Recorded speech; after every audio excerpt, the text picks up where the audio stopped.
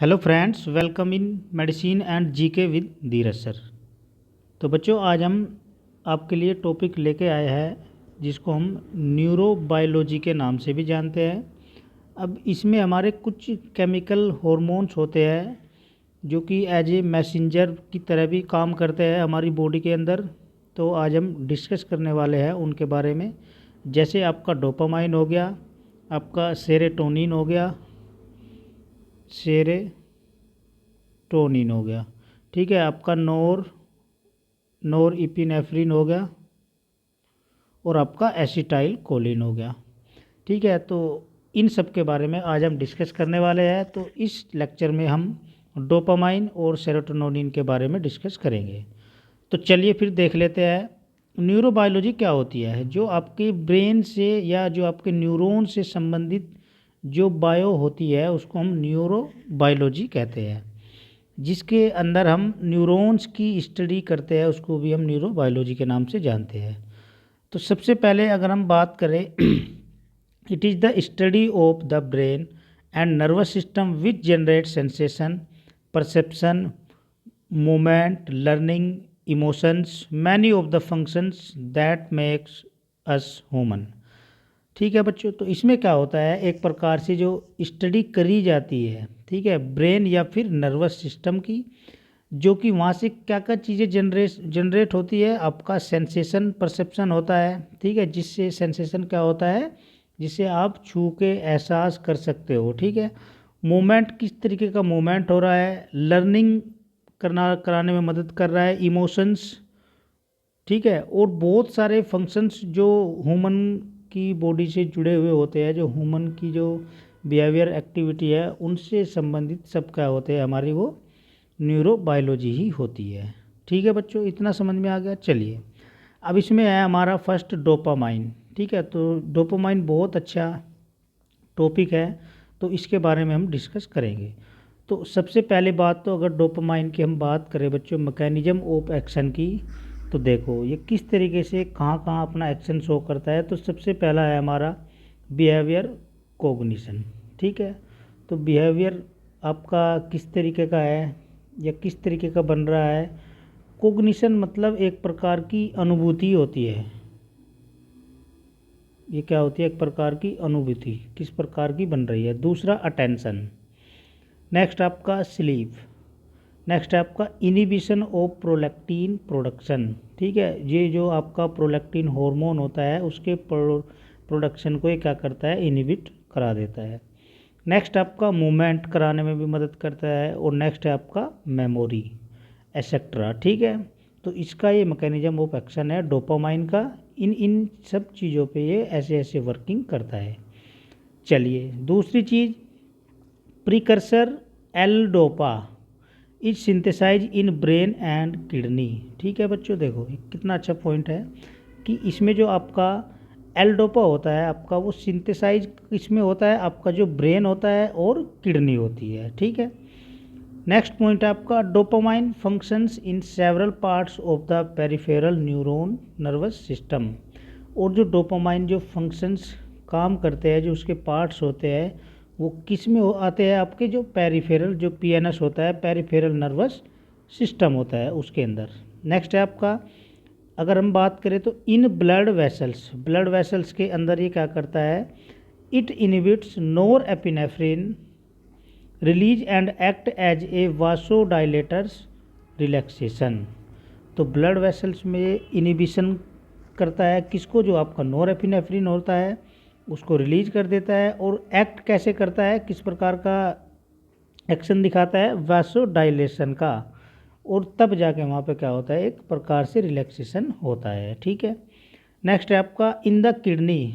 Kidney की अगर हम बात करें, किडनी में it increase sodium and urine excretion. Kidney के अंदर ये क्या करता है, आपका जो सोडियम का लेवल है बच्चों, और जो आपका यूरिन का जो एक्सक्रीशन है, ठीक है, उसको क्या करता है, ये बढ़ा देता है। ठीक, नेक्स्ट है आपका इन द पैंक्रियाज। अगर हम पैंक्रियाज में बात करें तो ये क्या करता है, इट रिड्यूज इंसुलिन प्रोडक्शन। ठीक है, ये क्या करता है, पैंक्रियाज में आपका जो इंसुलिन का जो प्रोडक्शन हो रहा है उसको क्या कर देता है, कम कर देता है, रिड्यूज कर देता है। ठीक है, चलिए नेक्स्ट पॉइंट है in the digestive system. Digestive system में अगर हम बात करें तो ये क्या करता है, इट रिड्यूज जीआईटी, जो आपका गैस्ट्रो इंटेस्टाइनल ट्रैक्ट होता है उसकी जो मोटिलिटी होती है, प्रोटेक्ट एंड इंटेस्टाइनल म्यूकोसा, ठीक है।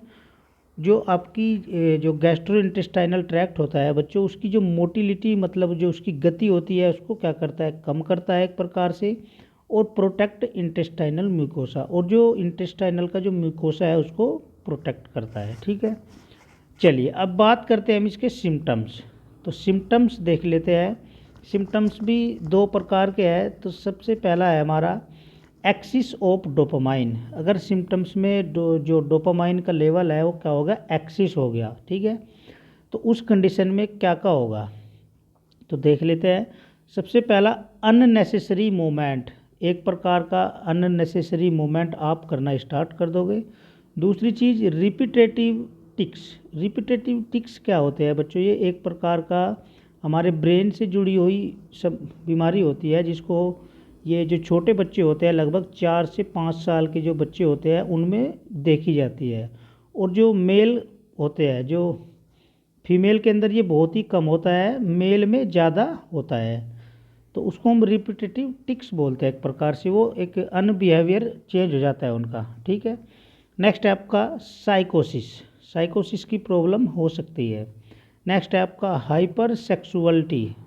हाइपर सेक्सुअलिटी की एक्टिविटी भी बढ़ सकती है आपकी। नेक्स्ट है आपका नोजिया, जी भी मिचला सकता है। और आपका नेक्स्ट है मीनिया, ठीक है। मीनिया मतलब आप बेचैन भी रह सकते हो, या एक प्रकार का पागलपन भी हो सकता है। दूसरी चीज़ सिम्टम्स दूसरे प्रकार से देखें अगर हम, symptoms of axis and insufficiency. अगर हम सिम्टम्स को एक्सिस या इनसफिशिएंसी के आधार पे देखें तो उस कंडीशन में क्या होगा, इनसफिशिएंट डोपामाइन है तो उसमें क्या होगा बच्चों, लॉस ऑफ मोटिवेशन, ठीक है। एक प्रकार का जो मोटिवेशन मिला है आपको या बन रहा है किसी चीज़ को लेके, तो वो क्या हो जाएगा, कम हो जाएगा, ठीक। दूसरी चीज़ पेन होगा आपको। नेक्स्ट आपका पार्किंसन डिजीज, आपको पार्किंसन बीमारी होती है, ये आपको ये हो सकती है। दूसरा रेस्टलेस लेग्स सिंड्रोम, और जो आपकी लेग्स है, जो टांगे होती है, वो क्या हो जाएगी, एक प्रकार का उनके अंदर एक सिंड्रोम बन जाएगा, वो काम करना बंद कर देगी एक प्रकार से। नेक्स्ट है आपका increase in frequency with age such as decrease arm swing and increase rigidity. अब दूसरी चीज़ इसमें क्या होगा, जो आपकी एज की जो फ्रिक्वेंसी के साथ साथ वो एज क्या होगी, बढ़ना स्टार्ट हो जाएगी। सच एज जैसे डिक्रीज आर्म स्विंग, जो आपकी भुजाएं होती है वो स्विंग करना कम कर देगी। इंक्रीज रिजिडिटी, और उसके अंदर रिजिडिटी बढ़ जाएगी एक प्रकार से। ये सिम्टम्स आपको दिखाई देंगे। नेक्स्ट आपका लैक ऑफ मोटिवेशन, आपका मोटिवेशन कम हो जाएगा। फैटिग्यू, नेक्स्ट आपका फैटिग्यू हो जाएगा। नेक्स्ट आपका एपैथी हो जाएगा। फील प्लेजर आपको हो जाएगा। नेक्स्ट आपका loss of libido, low libido हो जाएगा। नेक्स्ट आपका स्लीप प्रॉब्लम हो जाएगी आपको। और आपका मूड स्विंग भी हो सकता है। तो ये सारे सिम्टम्स थे हमारे, कब थे सिम्टम्स ये, जब आपका इनसफिशिएंट डोपामाइन था, तो उस कंडीशन में ये सारे सिम्टम्स हमें देखने को मिलते हैं, ठीक है। चलिए अब बात करते हैं हम न्यूट्रिशनल बिल्डिंग ब्लॉक्स। तो न्यूट्रिशनल बिल्डिंग ब्लॉक्स के बारे में देख लेते हैं। इसमें क्या होता है, जो आपका डोपामाइन होता है, eating A diet high in magnesium and tyrosine rich foods will ensure you have got a basic building block needed for dopamine production। तो देखो अब हम बिल्डिंग ब्लॉक्स की बात करें तो बच्चों इसमें क्या हो रहा है कि यदि आप क्या कर रहे हो, डाइट में आपकी क्या है, हाई डाइट आप ले रहे हो, और उसमें मैग्नीशियम और टायरोसिन ले रहे हो, जो कि हमें रिच फूड से मिल सकता है।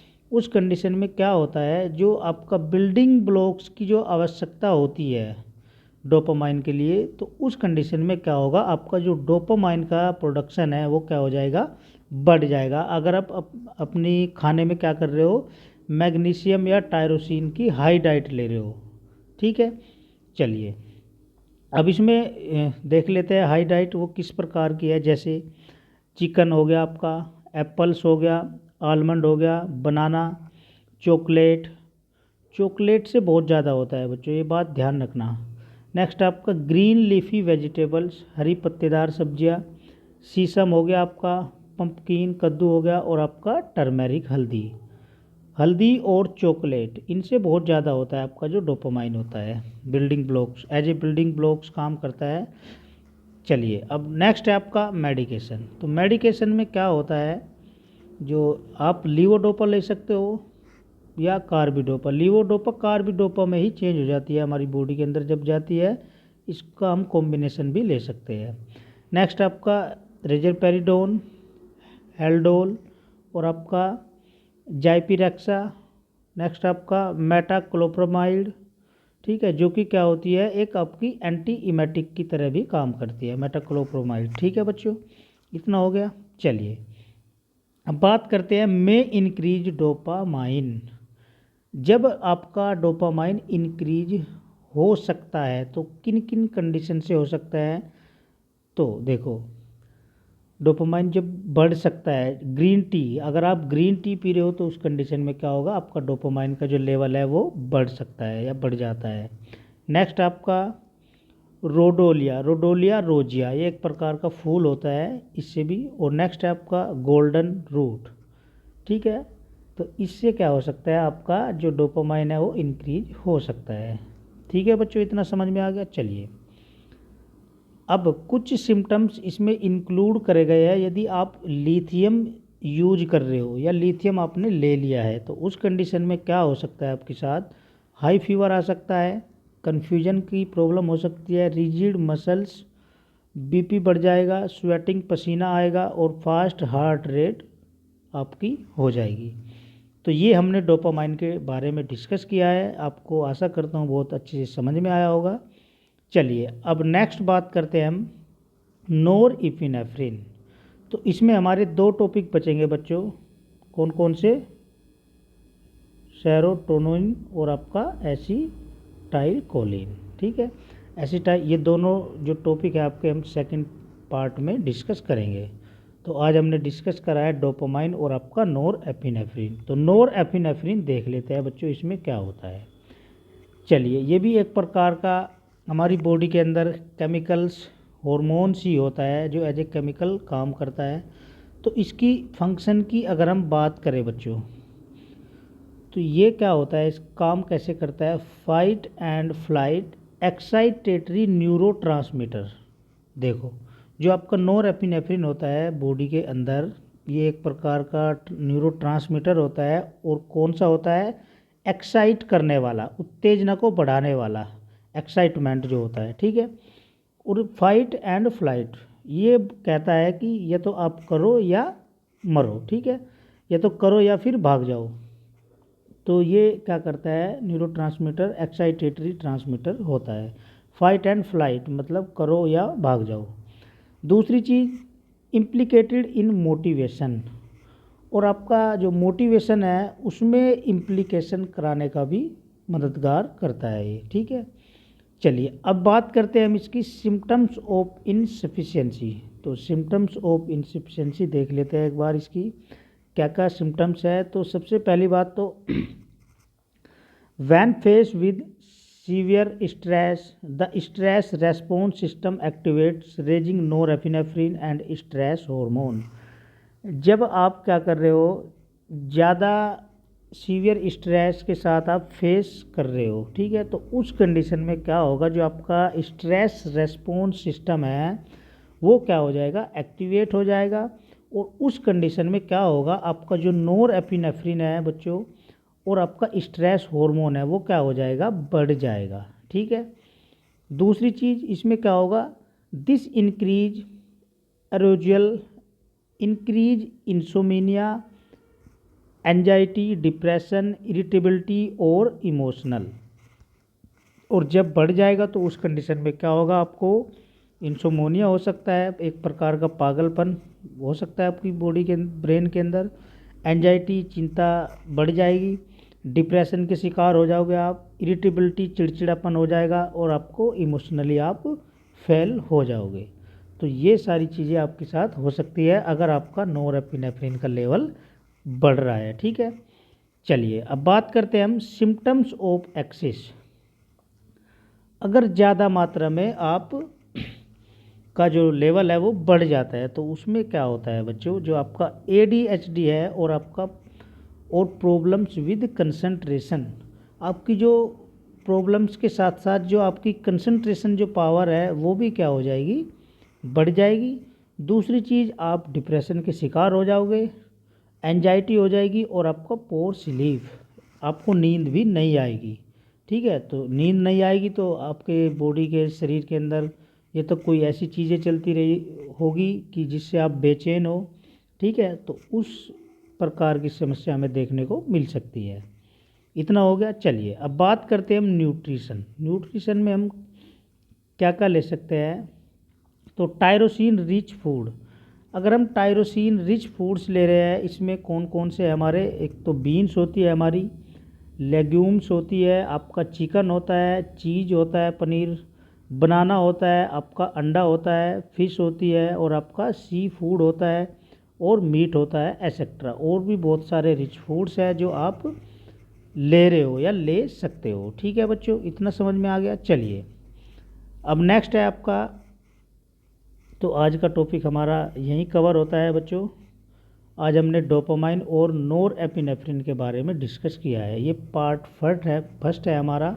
सेकंड पार्ट में हम सेरोटोनिन और आपका एसिटाइल कोलिन देखेंगे, जो कि बहुत अच्छे न्यूरोट्रांसमीटर है जो हमारी बॉडी में बहुत सारा फ़ायदा करते हैं और नुकसान भी है उनका थोड़ा बहुत। तो आगे डिस्कस करेंगे हम सेकंड पार्ट में। तो मिलते हैं फिर बच्चों आपको नेक्स्ट लेक्चर में नेक्स्ट वीडियो के साथ। All the best, always happy.